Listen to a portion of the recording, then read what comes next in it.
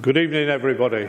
That's very different for me to be wearing a microphone. Normally I just shout louder, but Jake had said that if we wear this then we can record it and we could possibly put together something for YouTube so that people who aren't here can hear it and see it later. So welcome to All Saints. The reason I said I would come and do a talk tonight is last year when we were doing the memorial service for Queen Elizabeth, Jake asked, the vicar asked if I would just talk very briefly about Pocklington and royalty. And I must admit, I did say then there wasn't really any record of the Queen having come to Pocklington. But there were two people here tonight who shot me down on that. Margaret Bella said that she remembered standing on the railway crossing down Burnby Lane and waving as the Queen's train shot past. And Alec here said when he was teaching at Pocklington School, when it was the Jubilee, they hauled their classes up to Canal Head and did the same thing and waved the flags as the cavalcade of motors went past. So while the Queen didn't necessarily spend time at Pocklington, she did come to Pocklington. Charles, I'm not so sure about. I mean, I know he's been to Garraby many times, and some of that has been quite, covered in the media quite strongly. However, and he's had one or two moments through his life, but I'll be telling a couple of tales tonight that's going to show you that really King Charles and his coronation is likely to be one of the least controversial in history. In addition, in the late 1800s and early 1900s, both Water Priory and Loughborough were popular places for royal shooting parties, and so again we know that the King came through Pocklington on the train on the way for a shooting weekend. But while Pocklington might not have had any official royal visits in the 20th and 21st centuries, there was numerous times that the King, Queen and or Royal Army did come to Pocklington in medieval times, and particularly during the period of what's called the Angevine or Plantagenet kings. We know, for example, that Edward I came to Pocklington 3 times, and he had a particular interest because what he did was he wanted to establish a port at the mouth of the River Hull, and so he swapped his royal manor of Pocklington with the abbot of Mews or Mow for their lands at the mouth of the Hull, which is why Pocklington has a key part in the founding of Kingstown upon Hull. And Edward I came here to Pocklington at least 3 times. His son, Edward II, had a particular notable time here at Pocklington because his royal favourite, Piers Gaveston, was murdered elsewhere by opposing barons, and the news was brought here to Pocklington to a crestfallen Edward II when he was camped here with his queen. What I'm going to do is I'm going to walk around the church and point out the major parts of connections to royalty.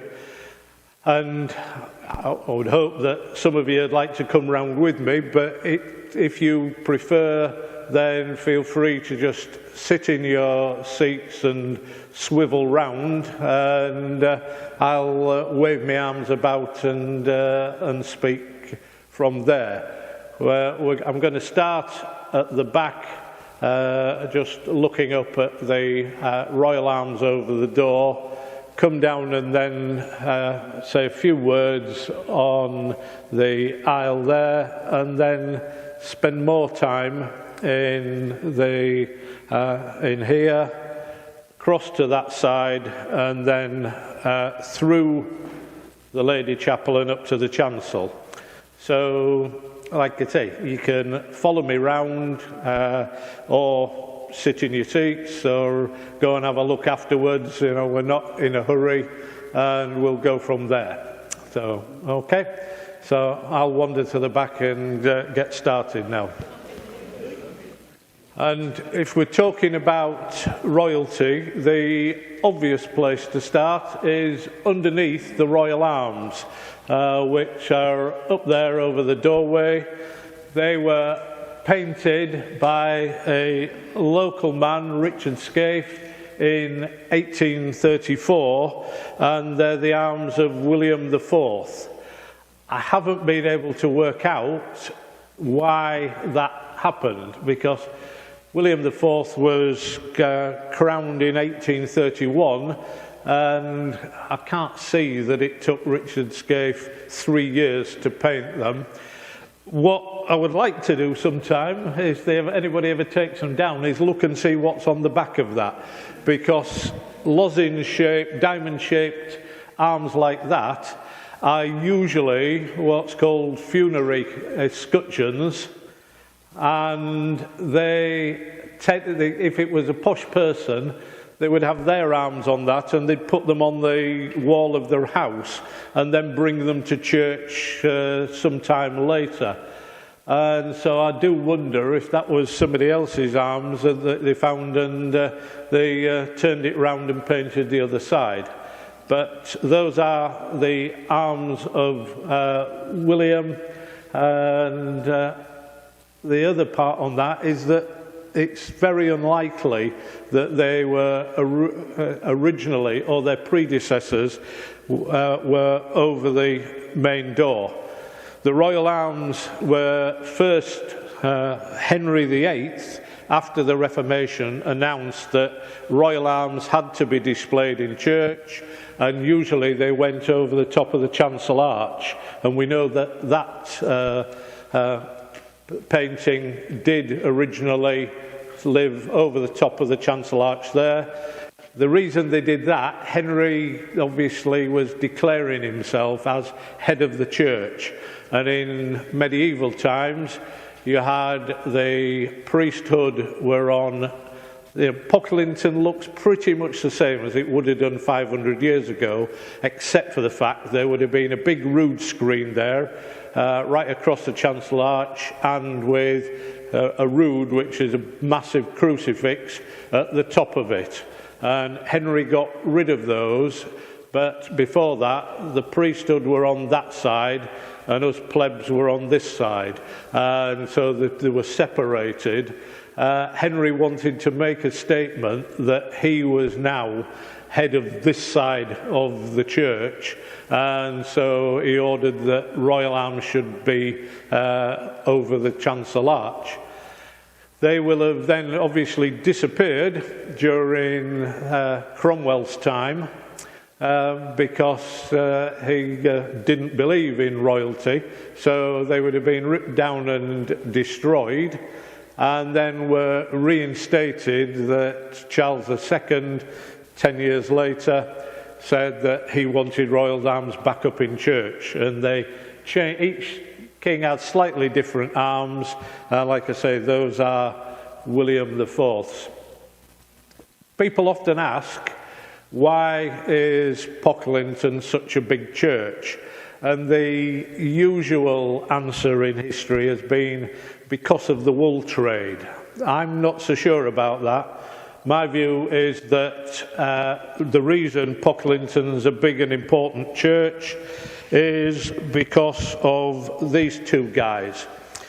That's Henry I, who was William the Conqueror's middle son, and when his elder brother was shot by a bow and arrow in a hunting accident, and his brother above that was in France, he grabbed the throne. And this is quite a nice picture of him. He was seen as a very wise and forthright king, and so he's pictured there holding Reading Abbey, which is, he built the church there, and a Bible, but he was very much organised the justice of the country. He established fair justice, but there was another side to him. In addition to being quite a religious man and a lawmaker, he had at least 10 mistresses and fathered 25 at least illegitimate children.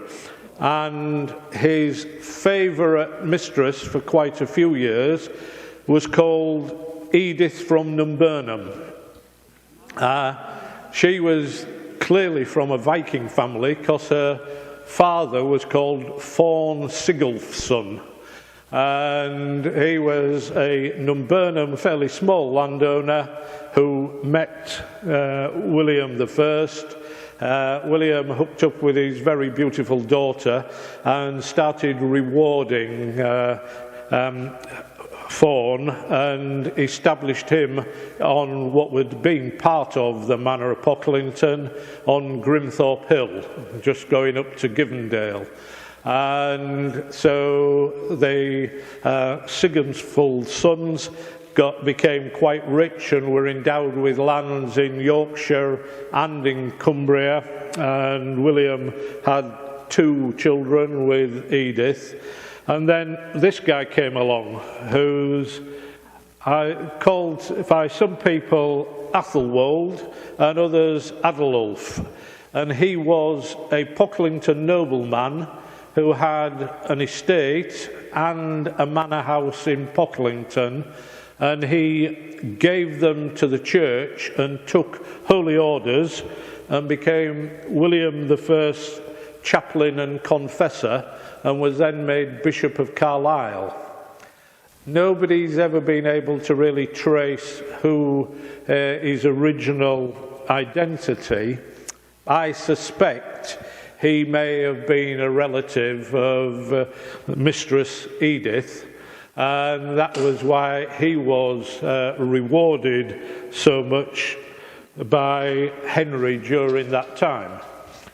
And he, like I say, donated land to the Dean of York just after Henry, who owned the manor of Pocklington and owned the church of Pocklington, had given the church of Pocklington to the Archbishop of York, who had just created a new post of Dean of York, and he then immediately handed it on to the Dean.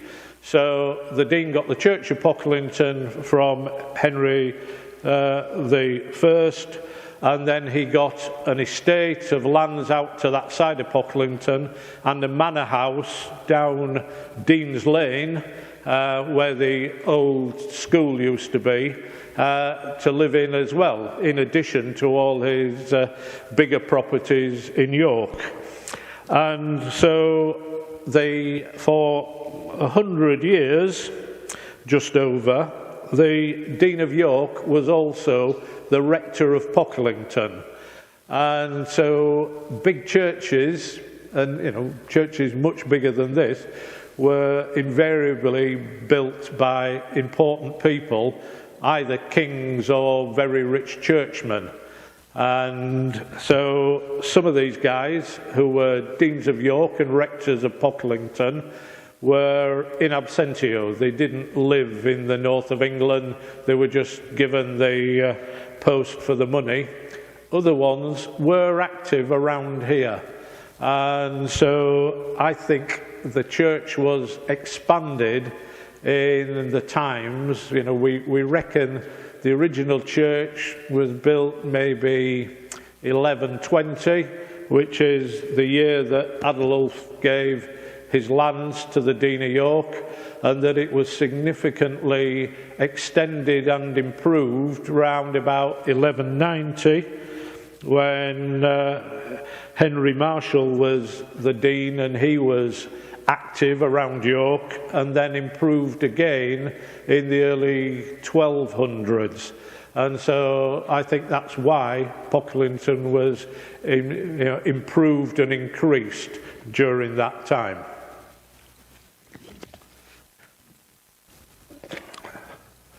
We'll just go down this place. You don't have to follow me as yet. I'll just come to here. And Pocklington's always been a royalist stronghold, as it were. One of the reasons why we don't have any particularly Sir this or Baron that in Pocklington is that they were fiercely royalist and fervently Catholic. And so, for example, the Dolman family just before the Civil War were knocking on the door of being one of Yorkshire's top 10 families. They had 15,000 acres of lands. A century later, they were just about bankrupt and in debtor's prison and begging for a few, there's one of the Dolmans writing begging letters saying he was in prison in rags.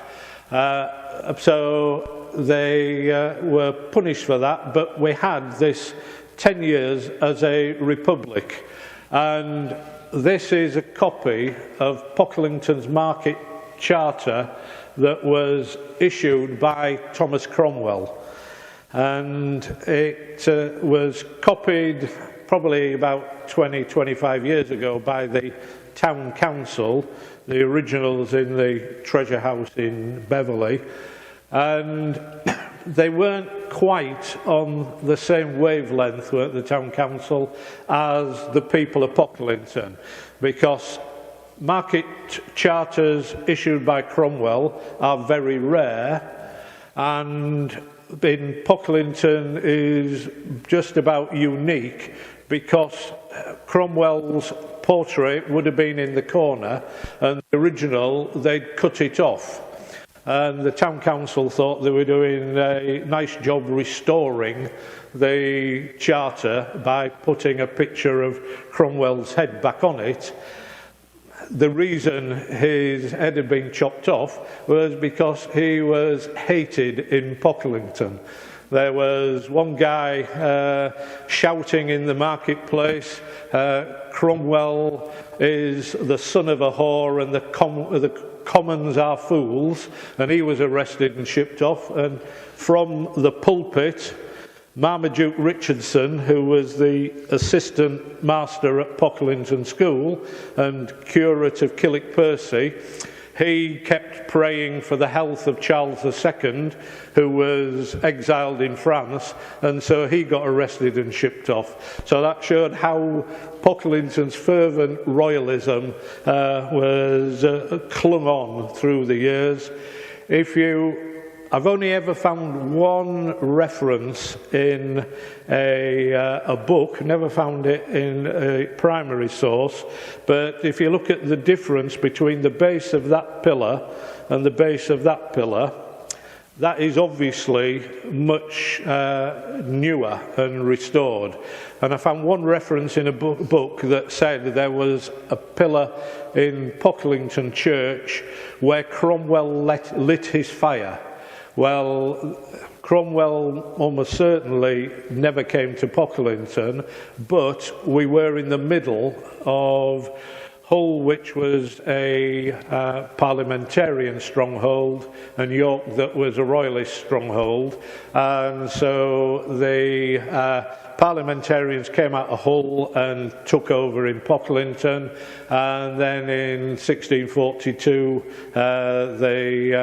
Newcastle brought his men from York and drove out the Parliamentarians, and then William Constable came back again a year later and retook Pocklington when they were on the way to the Battle of Stamford Bridge, which might sound a bit odd to you, but there's been 3 battles of Stamford Bridge.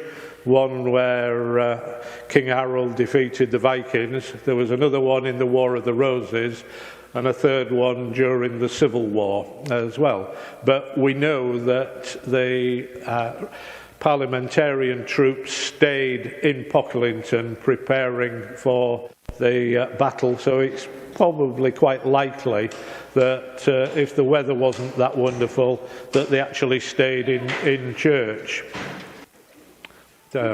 Also within the Civil War, we believe that Charles I came to Pocklington in the early days of the war, and ironically, 200 years later, a hoard of Civil War coins were dug up on the site of the Dolmans Manor House in Pocklington.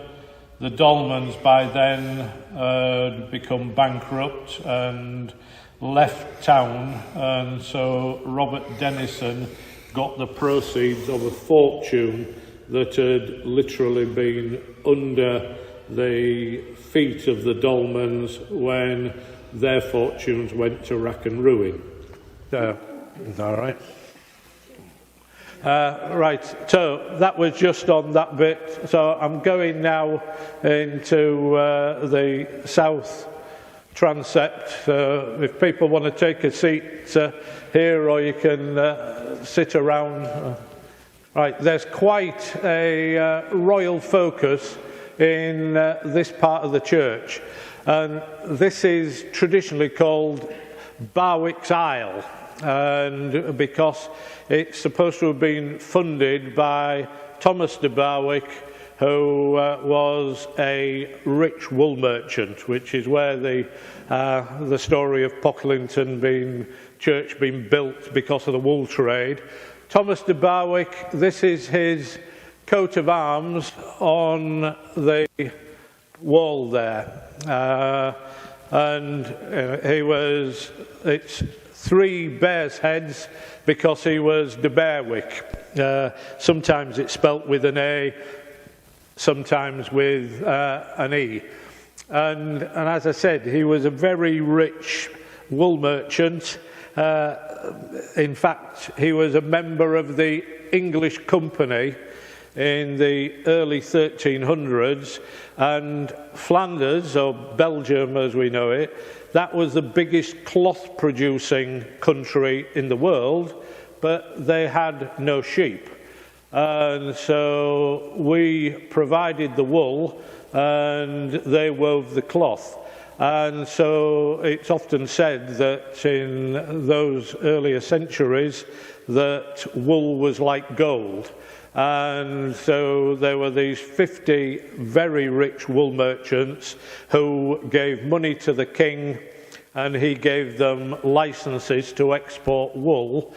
Thomas de Berwick, one of the things he did was he paid Edward I, he got these licenses, and he had to pay the King of Scotland to stay in Scotland, because for the best part of 300 years we were at war with Scotland, and they used to raid down here, and in 1320s particularly they were very active, and basically maybe some things haven't changed a lot. They would come down. If you gave them money, they would go away.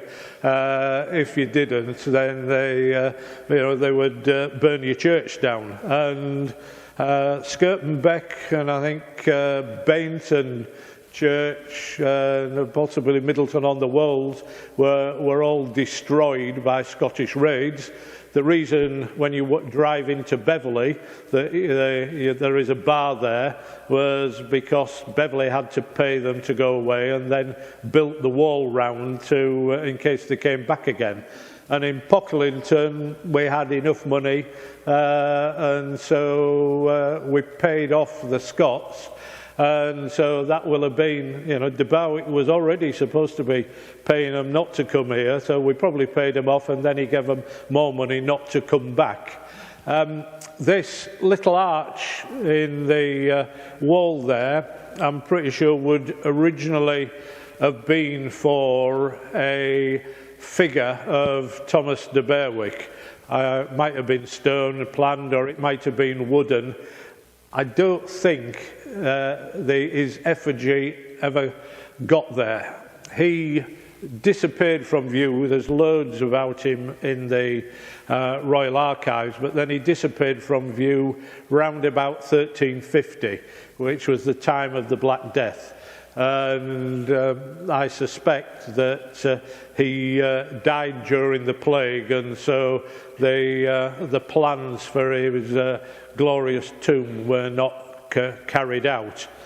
This brass here probably again had his arms on, and that will have been a little effigy in there of him and his wife. So that was Thomas de Berwick, who he lost quite a bit of his money because he kept paying Edward and then he lent him some and didn't get it back again, so his fortunes declined somewhat. But these are a king and queen, and that's Henry the Third and his wife Eleanor of Provence. And I haven't been able to work out, they were carved by William Scaife, Richard's father, and in about 1810, and they were carved out of a beam because the roof had been restored that was thought to have been from round about the 1320s when Henry was king. He married Eleanor in 1236. He was 29. She was shipped over from France. She was 13. And it might be a big modern thing where they have these programs called Married at First Sight. Well, that's nothing new, because the first time Henry set eyes on Eleanor was in Westminster Abbey for their wedding, but they were a very close couple. They were devoted to each other, and Pocklington comes into the story because Henry gave her the manor of Pocklington as a dowry, and he gave her a few quid as well in cash, but she got the manor of Pocklington and the manor of Kensington in London as part of the dowry payment. I do wonder whether or not, maybe when they did the restoration, maybe the beam that he carved those out of had a date on it, and that was why he did the heads of Henry and Eleanor, because I don't think it was known at that time that she'd been the lady of the manor of Pocklington. So, and I'll go over the other side, because so we're in the 1300s here, and we're moving over this side to the Tudors.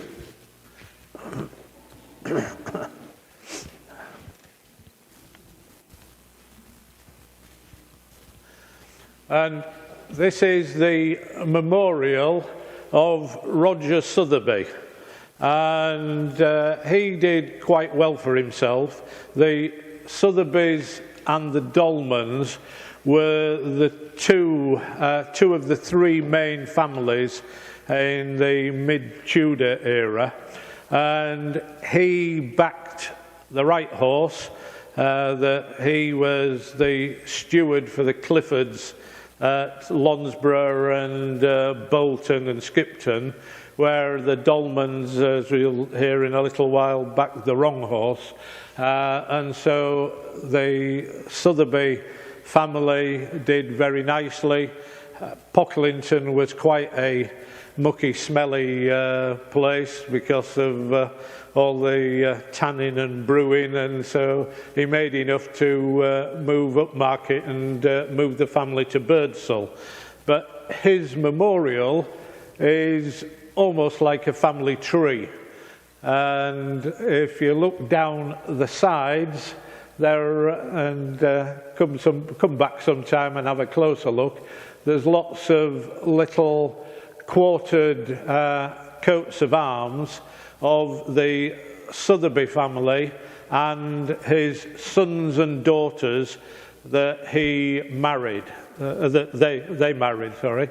The one at the top was the other main family, and Roger Sotheby's daughter Anne married John Bishop, not the comedian. He was the grandson of Thomas Bishop, who Henry VIII had given the manor of Pocklington because he negotiated a peace treaty between England and Scotland. Bishop was a Scottish lawyer, and he was quite devious and irascible, and he swapped sides depending on which way the wind was blowing. Henry VIII rewarded him with lands, Edward gave him more land, Queen Mary gave him a pension, and then Elizabeth I put him in the Tower of London twice and executed his son. And so this is the oldest man in Pocklington. This is Thomas Bishop's son, also Thomas Bishop, and he took part in the revolt of the Northern Earls, which was an attempt to put Mary Queen of Scots on the throne and instead of Elizabeth, and it was an abject failure. And Thomas Bishop the elder, he got his head split open by a bill hook near Carlisle, and Elizabeth was so keen on and wanting to find out what he knew that she sent her personal surgeon all the way from London up to Carlisle to keep him alive, and shipped him down to the Tower of London. His son, who went to Pocklington School and got a Dolman scholarship and went to Cambridge Uni and then came back to Pocklington. He wasn't as lucky. He was hung, drawn, beheaded and quartered, which was the standard practice for men who were found guilty of treason. Sounds a bit iffy. They were hung until they turned blue but were still alive, cut down, waited till they coughed and spluttered a bit. That was the hung bit. And then the drawn bit was they were cut open and their intestines pulled out and burnt in front of them as long as while they were still alive. And then finally at the next stage you were beheaded, and that's his head. That was put on a spike on one of the bars of York, and the rest of him was chopped into 4 quarters, and one of the quarters sent back to Pocklington and hung on the market cross, just to let everybody know that Elizabeth I was the boss, and there was a reminder there. So that's Thomas Bishop Jr. There's another remnant of somebody that didn't get on particularly well with Elizabeth. Just under there's a skull and crossbones gravestone, and that's the granddaughter of Richard Langley. He hasn't got a grave because he was harbouring Catholic priests at Grimthorpe, and he was executed in York. He's a Catholic martyr, but his family asked if they could bury him, and they were refused permission for that. So there's no gravestone for Richard Langley, even though he's the blessed Richard Langley, but his granddaughter's gravestone's just the other side there. So I'm going to go up now into the Lady Chapel. If you mind the wiring, you could go that way or follow me up here, and we'll go up here. There's chairs up here as well if people want. He really seems to settle on quite what to call this part of the church. Sometimes it's called the Lady Chapel, sometimes it's called the Dolman Chapel. I think it really should be called the Pocklington Chapel, because it was actually founded and paid for by the Pocklington family, who were stewards and sheriffs for the Count of Aumale of Holderness. But it then became the Dolman Chapel, and this is the memorial of Thomas Dolman, who's that guy there on our illustration, and his wife, who's Elizabeth Vavasseur. And unfortunately, it looks pretty sort of bleak, does that, but so we had a coloured illustration done. So it's Thomas Dolman and Elizabeth Vavasseur and his 5 sons and 3 daughters. And Thomas Dolman was what's called a church recusant. So he was Catholic, but you were fined for being Catholic, and you were unable to hold public office in Elizabethan times, and he was a lawyer, so he came to church and his wife didn't, because she had nothing to lose. The husband owned the land, she was an heiress, but as soon as they got married, then all her lands transferred to Thomas Dolman. She was a Vavasseur, which is one of the most important Catholic families in the country. If you're ever going to Leeds and you've got a bit of time to kill, between Tadcaster and Leeds is a place called Hazelwood Castle, which is a biggish stately home that is now a wedding venue. If you branch off and go and have a look, they've got the chapel attached to the house is basically a Catholic church, and because the Vavasseurs were so well in with Elizabeth, they were allowed to keep their chapel when all other Catholic churches were banned. And so it's the only place that we know about that was continuously a Catholic church, and was Elizabeth gave strict orders that they were left alone. It's got a couple of martyr skulls in there if you like that sort of thing.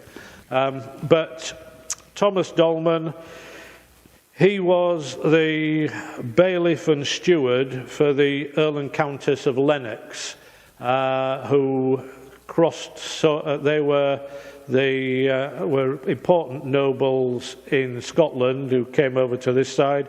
They were the grandparents of James I, and Thomas Dolman's son, Robert, he was knighted by James I just after he came to the throne, and was well in at that time, although he was Catholic.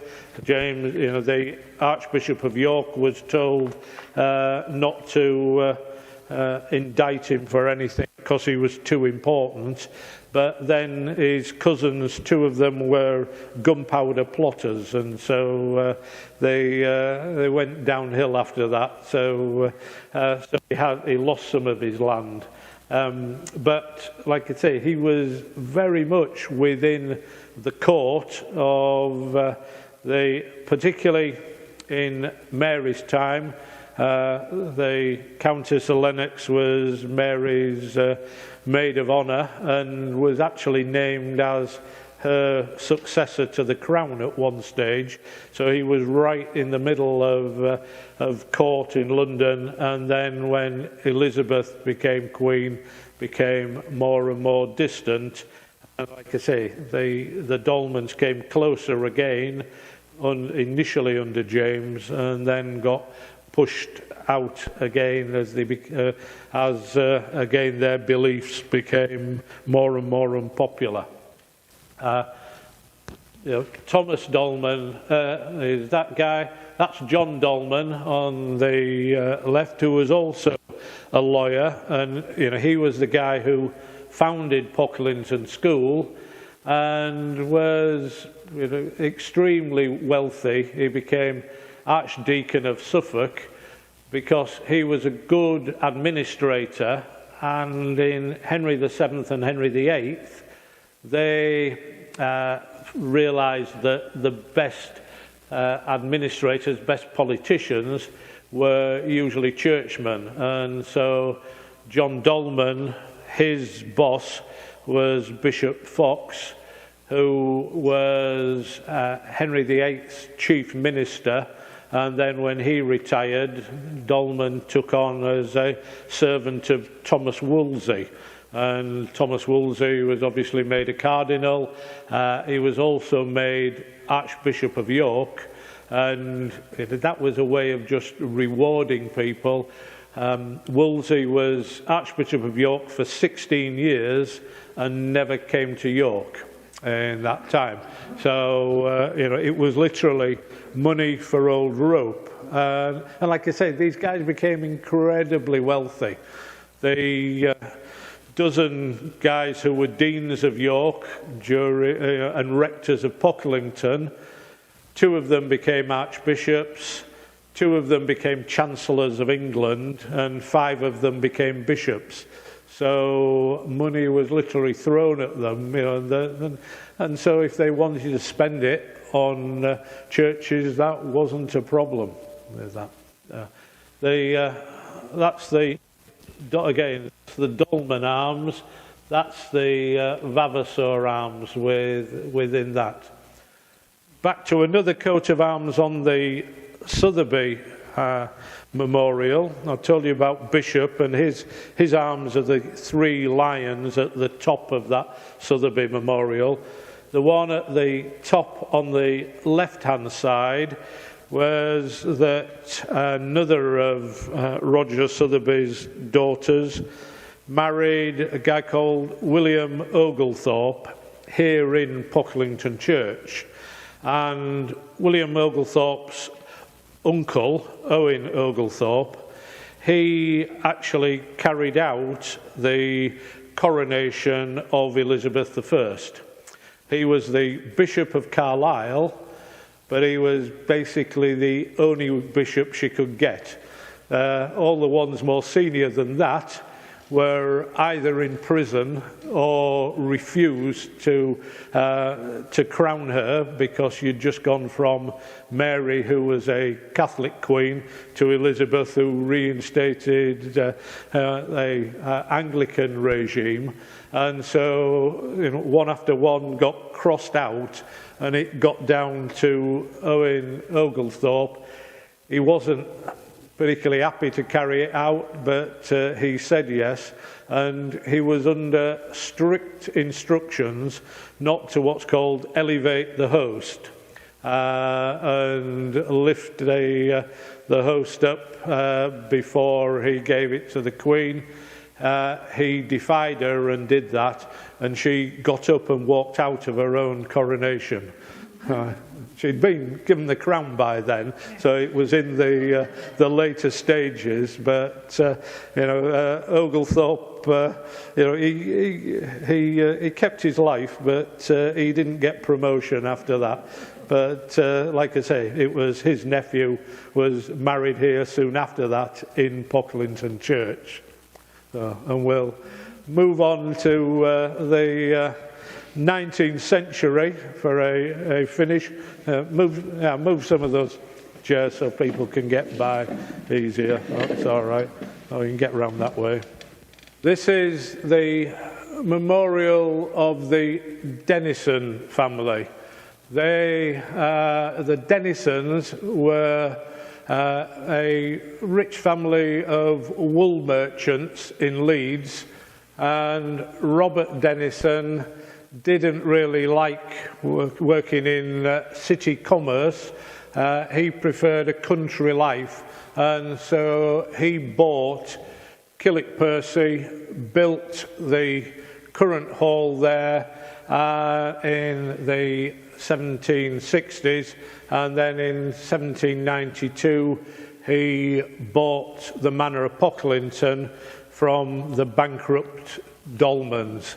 And he, I was looking and thinking, well, there must be some sort of connection with the Denisons and royalty. So I started digging, and I came across what is probably my favourite coronation story, in that he and his family were wool merchants from Leeds. If you've been to a posh do at Leeds University, that might well have been in Denison Hall, which was the Denison family main home in Leeds that ended up as part of the university. But like I say, he came to Pocklington and became a country squire. Other members of the family stayed in Leeds and stayed in the wool trade, but one branch of the family went south and became bankers in London and became phenomenally rich in running a bank. And one of them, his daughter, set her stall out to be George IV's mistress. And so Robert Denison's cousin was Elizabeth Denison, who became Elizabeth Cunningham, and she was hitched up for the marriage of convenience, and her and her husband were moved into Windsor Castle. And by the time George IV was crowned, his marriage to Carolina Brunswick was finished, really. And so he was crowned in 1820. He gave strict instructions that the Queen couldn't come to the coronation. And she turned up anyway, and so he had the doors of Westminster Abbey closed in her face, and so there was Queen Caroline banging on the door. Inside, George IV was being crowned, and Elizabeth Cunningham, Robert's cousin, was sat on the front row, and the reports of the coronation service say that George IV was sat on his throne and he kept nodding and winking to his mistress in the front row while his wife was outside banging on the door. Which, when I said earlier on that there are more controversial coronations than our current kings, then I don't think you'll be able to beat that. The other part of the 19th century of Pocklington is that west window is a memorial, sorry, that's the east window, is a memorial to Admiral Duncan. And unfortunately, the Denison family died out, Robert Denison Sr. had a son called Robert Denison. He had two sons, another Robert, who died young, and there he died at the age of 5, and the other son joined the army, and he fought in the Indian Mutiny, and he was badly wounded in the relief of the siege of Lucknow, and died of his wounds. And so there was nobody to pass the manor of Pocklington on to, and Admiral Duncombe bought it. He was the 4th son of the Earl of Feversham, and so he's fairly well down in the succession within the family. But either his elder brothers either died young, didn't have children, one was killed in First World War, and so it's Admiral Duncombe of Killick-Percy and Pocklington who are his descendants are the current Earls of Feversham, and live at Duncombe Park, and that's his window. The part of the church that you're in was extensively restored by him in the 1860s, just after his brother became the Dean of York. But the previous dean had actually sold the manor, the dean's manor that had been given to the dean way back in 1120. Coburn, the dean, he sold it to Admiral Duncombe just before his brother became the next dean. And so this part of the church is down to Admiral Duncombe. The royal connections there are a bit tenuous. His father had been raised to the peerage by George IV, and Admiral Duncombe, everybody knows the phrase ladies in waiting, but they used to have grooms in waiting as well. And so he was a groom in waiting for Queen Victoria for 5 years before he then came up to Killick-Percy. So we've now covered Pocklington's royal connections from 1107, when the church was given over here by the king, all the way up to 1889, when Admiral Duncombe died. Thank you.